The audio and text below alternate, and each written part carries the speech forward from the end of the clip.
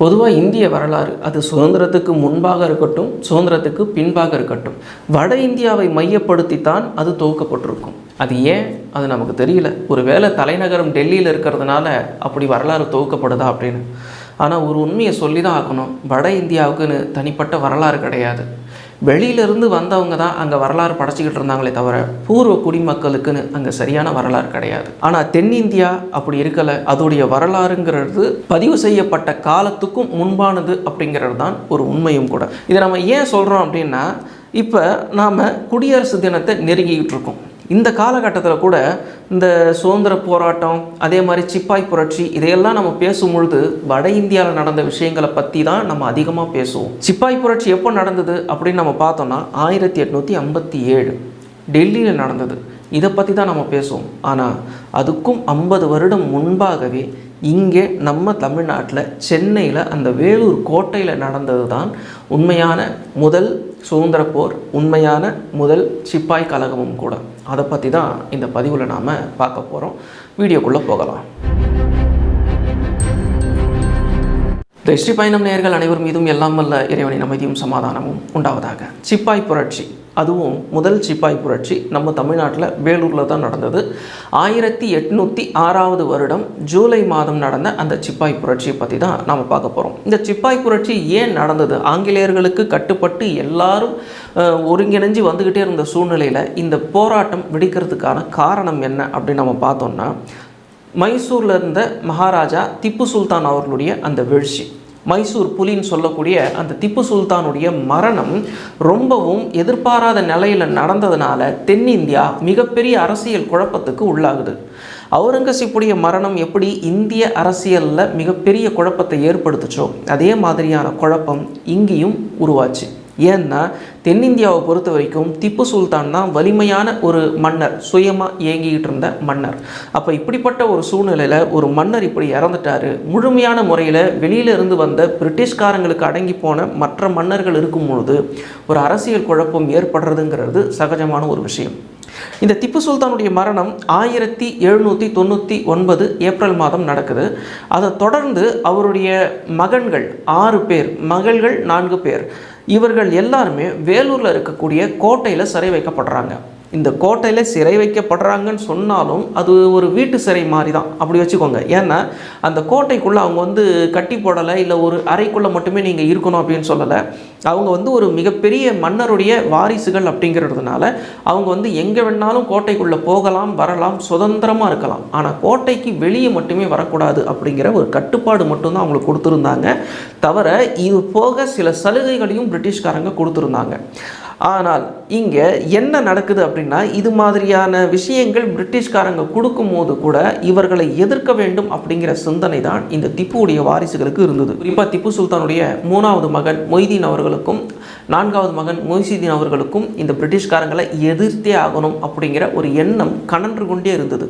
அப்போ இவங்க என்ன பண்ணுறாங்கன்னா, 1799 பிறகே இவங்க இந்த கோட்டையில் அடைக்கப்படும் பொழுது ஒரு நீண்ட காலமாக இங்கே இருக்கிறாங்க.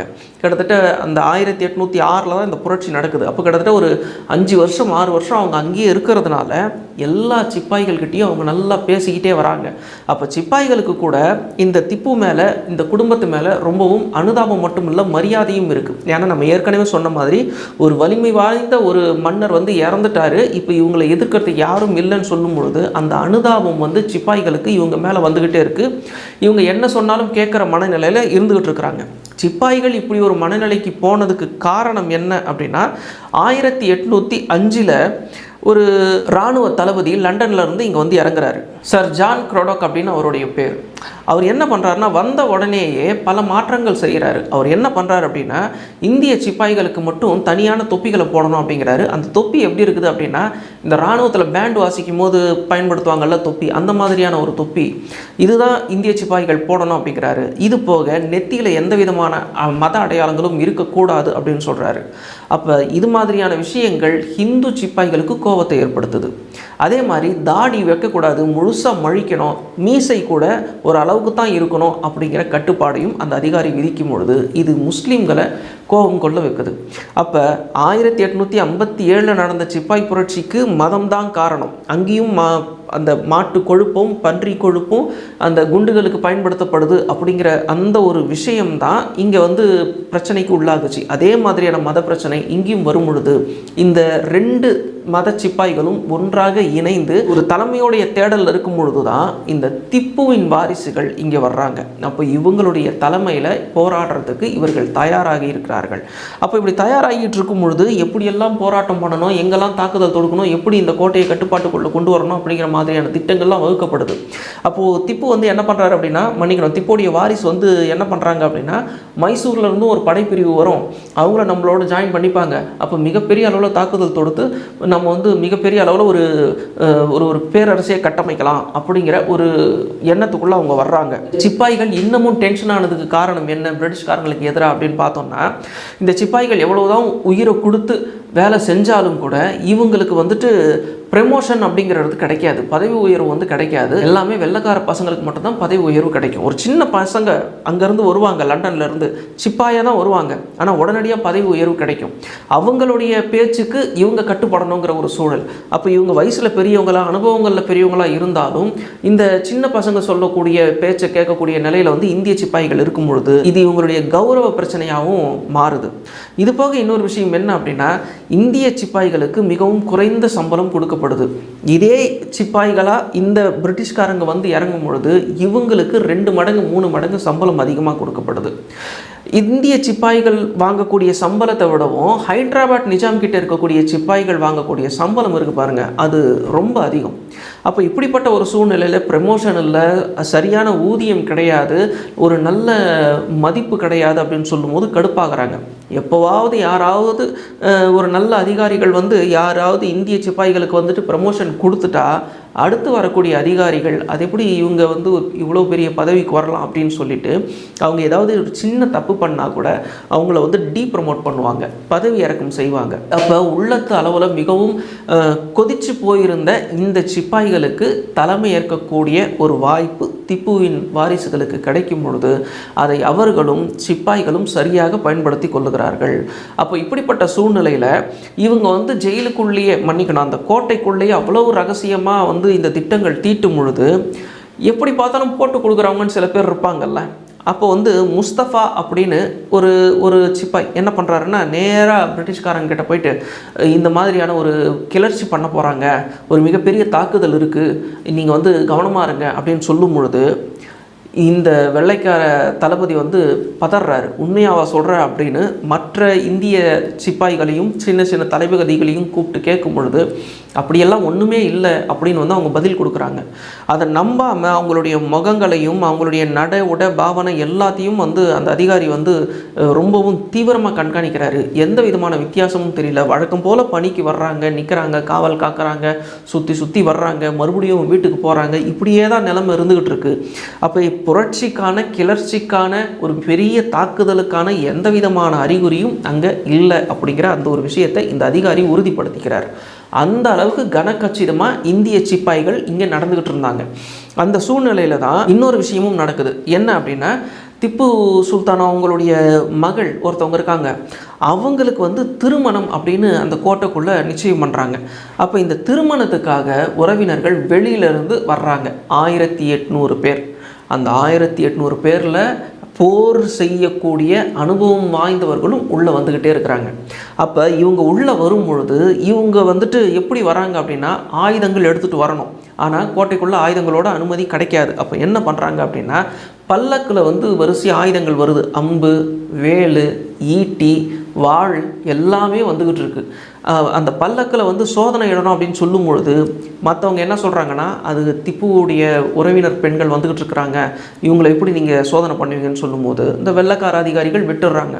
அப்போ ஒவ்வொரு பல்லக்குலேயும் தொடர்ந்து ஆயுதங்களை கொண்டு வந்து குவிச்சு எல்லாம் தயார் அப்படிங்கிற ஒரு நிலையில் இருந்துகிட்டு இருக்கிறாங்க.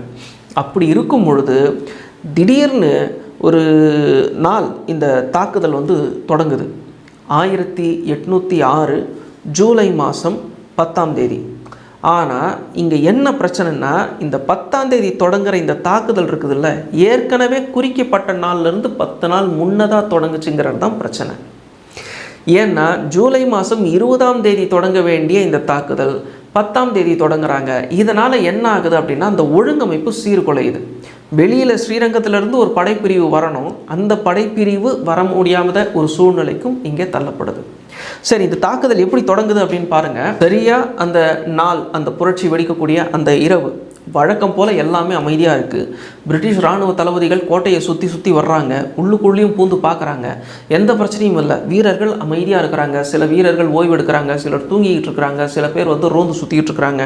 எல்லாமே வழக்கம் போல் தான் இருக்குதுன்னு எல்லா வெள்ளைக்கார அதிகாரிகளும் தூங்க போயிட்டாங்க. ஒரே ஒரு வெள்ளைக்கார அதிகாரி அவர் என்ன பண்ணுறாருன்னா, அவர் மட்டும் அன்றைக்கி டியூட்டி அப்படின்னு சொல்லிட்டு, நைட் டியூட்டின்னு சொல்லிட்டு முடிச்சுக்கிட்டு இருக்கார்.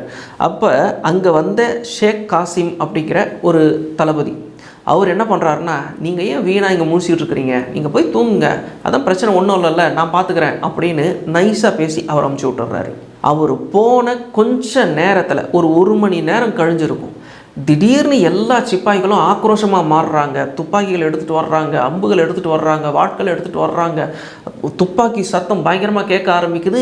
அங்கே இருக்கக்கூடிய வெள்ளைக்கார குடியிருப்புகள் இருக்குது பாருங்கள், அந்த கோட்டைக்குள்ளே எல்லா குடியிருப்புகள்லேயும் துப்பாக்கி குண்டுகள் பாயுது.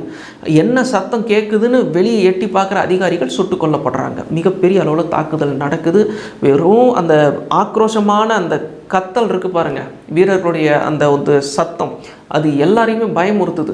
அந்த அளவுக்கு மிகப்பெரிய ஆக்ரோஷமான தாக்குதல் தொடங்குது. தாக்குதல் தொடங்கின 1 மணி நேரம் கழித்து தான் இந்த பிரிட்டிஷ்காரங்களுக்கு என்ன நடக்குதுன்னே புரிஞ்சிருக்கு. நம்ம எதிர்பார்த்த இந்த கலகம் தான் இப்போ நடந்திருக்கு, இந்த புரட்சி இவங்க செஞ்சுக்கிட்டு இருக்கிறாங்க அப்படின்னு. ஆனால் அதுக்குள்ளே பிரிட்டிஷ்காரங்களுடைய குடியிருப்புகளுக்குள்ளே புகுந்து உள்ளே இருக்கக்கூடிய வெள்ளைக்கார தளபதிகளெல்லாம், அதிகாரிகளெல்லாம் கூட்டிகிட்டு அவர்களை பல பேரை சுட்டு கொள்கிறாங்க. அவர்களுக்கு ஆதரவாக வந்த இந்திய சிப்பாய்களும் சுட்டு கொல்லப்படுகிறார்கள். ஆனால் பெண்களை பொறுத்த வரைக்கும், அது பிரிட்டிஷ் தரப்பு பெண்கள் அனைவரையும் இந்திய சிப்பாய்கள் பாதுகாப்பான நிலையில் கூட்டிட்டு போய் ஒரு தனி அறையில் உட்கார வச்சு அவங்களுக்கு உணவு, அவங்களுடைய குழந்தைகளுக்கான உணவு எல்லாமே கொடுத்துட்டு கதவெல்லாம் கூட பாதுகாப்பான முறையில் மூடுறாங்க. ஏன்னா இந்த சத்தம் கூட உங்களை பயமுறுத்த வேண்டாம் அப்படின்னு. அந்த அளவுக்கு கண்ணியமாக அந்த சிப்பாய் புரட்சி நடந்தது. இப்படி நடந்து கொண்டே இருக்கும் பொழுது அதிகபட்சம் ஒரு 2 மணி நேரம் தான் எல்லா அந்த கோட்டை இவர்களுடைய கட்டுப்பாட்டுக்குள்ளே வந்துருச்சு. இப்போ வெற்றி அடைஞ்சிட்டாங்க. இப்போ வெற்றி அடைஞ்சிட்டோங்கிற ஒரு எண்ணம் அவங்களுக்கு வருது. ஏன்னா எல்லாரையும் பிடிச்சிட்டாங்க, பல பேரை சுட்டு கொண்டுட்டாங்க, இப்போ எதிர்க்கிறதுக்கு ஆள் இல்லைன்னு சொல்லும் பொழுது அந்த திப்பு சுல்தான் அவர்களுடைய கொடி இருக்குது பாருங்கள், அது கோட்டையில் பறக்க விடப்படுது. பிரிட்டிஷோடைய அந்த கொடி இறக்கப்படுது. அதுக்கப்புறம் வெற்றிங்கிற முழக்கம் கொஞ்ச நேரத்தில் என்ன ஆயிடுச்சுன்னா, அந்த வீரர்களுடைய அந்த நிலைமை அப்படியே மாறிடுச்சு. என்ன பண்ணுறாங்க அப்படின்னா, இந்த பிரிட்டிஷ்காரங்களுடைய பொருட்கள் இருக்குதுல்ல, அந்த பொருட்களை போய் கொள்ளடிக்க ஆரம்பிக்கிறாங்க. கவனம் செதறுது. அப்போ அந்த சிப்பாய்களுடைய தளபதிகள் இருக்காங்க பாருங்கள், அவங்க சத்தம் போடுறாங்க, கோபமாக கத்துறாங்க, இப்படியெல்லாம் செய்யக்கூடாது, கோட்டையை நம்ம முழுமையாக கட்டுப்பாட்டுக்குள்ளே கொண்டு வரணும், வெளியிலேருந்து ஆளுங்க தாக்கினாங்கன்னா நம்மளால் ஒன்றும் செய்ய முடியாது அப்படின்னு இவங்க கத்துறாங்க. ஆனால் இதை பற்றியெல்லாம் கவலைப்படாத சிப்பாய்கள், நம்ம ஜெயிச்சிட்டோம், இதுக்கு மேலே நம்மளை யார் எதிர்க்க போகிறா அப்படின்னு சொல்லிட்டு பொருட்களை கொள்ளடிச்சிக்கிட்டு போய் அவங்கவுங்க ரூம்குள்ளே வச்சுக்கிறாங்க. என்னென்னா சேஃப்டி பண்ணிக்கிறாங்களாமா. இப்படி பண்ணிக்கிட்டே இருக்கும் பொழுது ஆற்காடு படைகள் வாலாஜால முகாமிட்டிருக்கு. அங்கே இந்த தகவல் போய் சேருது. அதாவது காலையில் 6 மணிக்கு இந்த தகவல் போய் சேருது. வேலூர்லேருந்து கிட்டத்தட்ட ஒரு 20 கிலோமீட்டர் தூரம் இருக்கும். அப்போ வாலாஜால போயிட்டு இந்த தகவல் போய் சேரும் பொழுது அங்கே இருந்த அந்த பிரிட்டிஷ் இராணுவ தளபதி இருக்கார் பாருங்க, உடனடியாக சுதாகரிச்சுக்கிட்டு ஒரு மிகப்பெரிய படைப்பிரிவை கூட்டிட்டு வராரு. கூட்டிட்டு வந்த அந்த வேகத்தை நீங்கள் பார்த்தீங்கன்னா, அதாவது காலையில் 6 மணிக்கு தான் அங்கே போய் தகவல் கிடைக்கிது. ஆனால் 9 மணிக்கு இந்த கோட்டையில் அவங்க தாக்குதலே ஆரம்பிச்சிட்டாங்க. அப்போ எவ்வளோ வேகமாக வந்திருப்பாங்க பாருங்கள். அப்போ அவங்க கடமையில் எவ்வளோ கண்ணும் கருத்துமாக இருந்திருக்கிறாங்க. இங்கே இந்திய சிப்பாய்கள் இதை கோட்டை விட்டதுடைய விளைவு எந்த அளவுக்கு கோட்டை விட்டாங்க அப்படின்னா, அந்த பிரிட்டிஷ்காரங்க உள்ளே வர்றாங்க. அந்த அளவுக்கு இவங்க சுலபமாக உள்ளே வர்றாங்கன்னா, அந்த கோட்டையில் எத்தனை வாசல் இருக்கும், அத்தனை வாசல்லையும் இந்த பிரிட்டிஷ்காரங்க எந்த பிரச்சனையும் இல்லாமல் எதிர்ப்பும் இல்லாமல் உள்ளே நுழையிறாங்க. ஏன்னா அதை காவல் காக்கிறதுக்கு இங்கே ஆள் இல்லை. எல்லா சிப்பாய்களும் உள்ளே வெற்றி அடைஞ்சிட்டோங்கிற பேரில் அங்கே இருக்கக்கூடிய பிரிட்டிஷ்காரங்களுடைய பொருட்களை கொள்ளடிச்சிக்கிட்டு இருக்கிறாங்க, ஜாலியாக இருக்கிறாங்க. உள்ளே நுழையிற இந்த படைகளுக்கு இந்த பிரிட்டிஷ் தளபதி போட்ட உத்தரவு, கண்ணில் யார் பட்டாலும் சுட்டு தள்ளணும். அப்போ உள்ளே நுழையும் போதே துப்பாக்கி சூடோடவே இவங்க நுழையும் பொழுது என்ன நடக்குதுன்னு இவங்க எட்டி பார்க்குறாங்க. இப்போ எல்லாருமே சுட்டுக் கொல்லப்படுறாங்க. ஒருத்தர் கூட உசுரோடு இருக்கக்கூடாது அப்படிங்கிற அளவுக்கு அந்த தாக்குதல் ரொம்பவும் வெறித்தனமாக இருக்குது. அப்போ பயங்கரமான ஒரு தாக்குதல் நடத்தப்பட்டு ஒரு வழியாக என்ன ஆகுதுன்னா, இந்த திப்பு சுல்தான் அவர்களுடைய கொடி இறக்கப்பட்டு மறுபடியும் பிரிட்டிஷாருடைய அந்த ஈஸ்ட் இந்தியா கம்பெனியுடைய அந்த கொடியே ஏற்றப்படுது. இந்த சிப்பாய் புரட்சி முடிவுக்கு வருது. கொஞ்ச நேரத்திலேயே வெற்றி அடைஞ்சு அடுத்த 1 மணி நேரத்தில் அவர்கள் தோற்று விட்டார்கள். பிரிட்டிஷ்காரங்க அங்கே ஜெயிச்சிட்டாங்கங்கிறத இந்த வரலாறை நம்ம வருத்தத்தோடு பார்க்கக்கூடிய ஒரு விஷயமா இருக்குது. பிரிட்டிஷ்காரங்களுடைய எதிர்த்தாக்குதல் எப்படி இருந்தது அப்படின்னா, இந்திய சிப்பாய்கள் இந்த போரில் தோற்று போய் இந்த கைது செய்யப்படுவாங்க பாருங்கள். கைது செய்யப்பட்டால் என்ன பண்ணுவாங்க, இராணுவ சிறைகளுக்கு கொண்டு செல்லப்படுவாங்க, இல்லை இராணுவ நீதிமன்றத்துக்கு கொண்டு செல்லப்படுவாங்க. அந்த கதையே கிடையாது. எல்லாரையும் நிற்க வச்சு சுட்டு கொத்தாக சுட்டு கொள்கிறாங்க. கிட்டத்தட்ட 800 பேர் மொத்தமாக அங்கே சுட்டு கொல்லப்பட்டதாக பிரிட்டிஷோடைய அந்த ஆவணங்கள் சொன்னாலும் கூட உண்மையில் ஆயிரக்கணக்கான வீரர்கள் பலியாகி இருப்பார்கள் அப்படின்னு தான் நம்ம புரிஞ்சு கொள்ள வேண்டியதாக இருக்குது. அதுக்கு பிறகு இந்த போராட்டங்கள் அடக்கப்பட்டு 1 மணி நேரத்தில், அதாவது 10 மணிக்கெலாம் வெற்றி அடைஞ்சு மறுபடியும் இந்த ஈஸ்ட் இந்தியா கம்பெனியோடைய கொடி பறக்க ஆரம்பிச்சிருச்சு அப்படின்னு சொன்னால் எப்படி இருக்குது? அதுக்கப்புறம் இந்த புரட்சி ஏன் நடந்தது அப்படின்னு ஒரு விசாரணை குழு அமைக்கும் பொழுது அப்போ தான் இந்த அதிருப்தி எல்லாம் தெரியுது. அதாவது நெத்தியில் மத அடையாளங்கள் இருக்கக்கூடாது, அதே மாதிரி தாடி வைக்கக்கூடாது, அதே மாதிரி அந்த பெரிய தொப்பி ரொம்ப கோமாளித்தனமாக இருக்கிறது, இது போக குறைந்த ஊதியம், அந்த ப்ரமோஷனே இல்லாமல் இருக்கிறது, இதெல்லாம் தான் இவங்களுக்கு இந்த சிப்பாய்கள் கலகத்தில் இறங்கினதுக்கு காரணம் அப்படிங்கிறத தெரிஞ்சுக்கிட்ட உடனே இதெல்லாமே சரி செய்யறதுக்கான பரிந்துரைகள் வருகிறது. அதுக்கப்புறம் என்ன ஆகுது அப்படின்னா, இந்த புரட்சிக்கு தலைமை தாங்கின இந்த திப்பு சுல்தானுடைய வாரிசுகள் இவங்க எல்லாருமே இங்கேருந்து, அதாவது வேலூர்லேருந்து கல்கட்டாக்கு கொண்டு போகப்பட்டாங்க. அதுக்கு பிறகு இந்த கோட்டை முழுமையாக அந்த பிரிட்டிஷ்காரங்களுடைய கட்டுப்பாட்டுக்குள்ளேயும் வந்ததுங்கிறத உறுதி செஞ்சுட்டாங்க. இந்த கோட்டையில் இந்த பிரிட்டிஷ் பெண்மணிகள் எப்படியெல்லாம் துன்புறுத்தப்பட்டாங்க அப்படிங்கிறத விசாரிக்கிறதுக்காக ஒரு விசாரணை குழு அமைக்கப்படுது. ஆனால் அங்கே இருந்த அத்தனை பிரிட்டிஷ் பெண்மணிகளும் சொன்ன விஷயம் என்னென்னா, இந்திய சிப்பாய்கள் எங்களை கண்ணியத்தோடு நடத்தினார்கள், பாதுகாப்பாக எங்களை அழைச்சிக்கிட்டு போய் ஒரு அறையில் விட்டுட்டாங்க, அங்கே குடிக்கிறதுக்கு தண்ணியும் உணவும் எங்கள் குழந்தைகளும் எங்களிடமே ஒப்படைக்கப்பட்டார்கள், தவிர வெளியில் நடக்கிறத கூட நீங்கள் பார்க்க வேண்டாம் அப்படின்னு அது எல்லாத்தையும் அவங்களே அந்த அறையை கூட அவங்க மூடிட்டாங்க அப்படிங்கிற அந்த ஒரு விஷயத்தை சொல்லியிருக்காங்க. பிரிட்டிஷ்காரங்க அதை பதிவு பண்ணியிருக்காங்கிறதையும் நம்ம பார்க்குறோம். ஆனால் இதிலிருந்து நம்ம புரிஞ்சுக்கக்கூடிய ஒரு பாடம் என்ன அப்படின்னா, ஒரு புரட்சி நடக்குது, வெடிக்குது, அதில் ஜெயிச்சிட்டோம் அப்படிங்கிற மமதையில் இருக்காமல் அதை முழுசாக நம்மளுடைய கட்டுப்பாட்டில் கொண்டு வந்தால் மட்டும்தான் நிரந்தரமான ஒரு வெற்றி கிடைக்கும் அப்படிங்கிற அந்த ஒரு விஷயத்தை இதிலிருந்து நம்ம புரிஞ்சு கொள்ளுகிறோம். இந்த சிப்பாய் புரட்சியோடைய நீட்சியாகத்தான் நம்ம 1857 டெல்லியில் நடந்த அந்த கலகத்தையும் பார்க்க வேண்டியிருக்கு. இந்த பதிவு உங்களுக்கு பிடிச்சிருக்கும் அப்படின்னு நான் நம்புகிறேன். இந்த பதிவு உங்களுக்கு பிடிச்சிருந்தது அப்படின்னா உங்களுடைய நண்பர்களுக்கும் பகிர்ந்து விடுங்க. இறைவன் நாடினால் அடுத்த பதிவில் நாம் சந்திப்போம். நன்றி நேயர்களே.